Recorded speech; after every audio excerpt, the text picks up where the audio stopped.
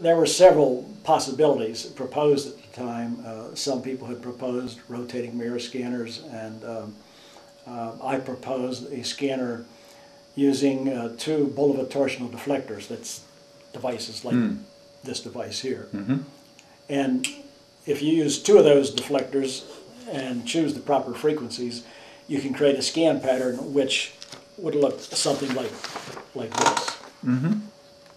Okay. This scan pattern was fine for the particular codes that were proposed at the time that I would develop the scanner, but eventually the people in the code industry decided to make larger labels, which this code, the narrowness of it, was not allowed to read.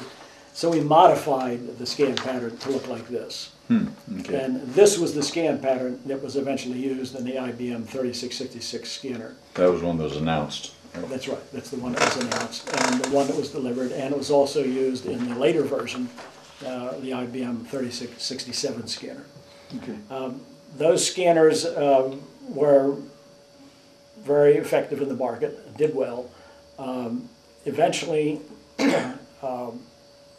the scanners that were being developed by our competitors were smaller, more compact.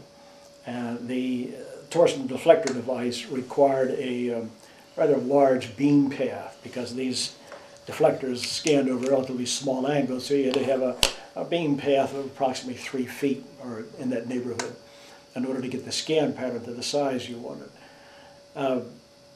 That was okay because initially the supermarket scanners were designed for what they called scan and bag, where the operator stood behind the scanner, brought the item across, and dropped it in a bag. So the scanner could be tall. But eventually they started going to sit-down operations, side scanning operations, and the size of the 3666 became a problem.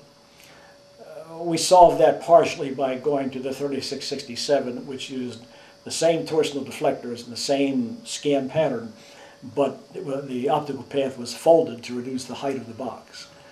But eventually the size became an issue, and we looked at coming up with an alternative scanner design.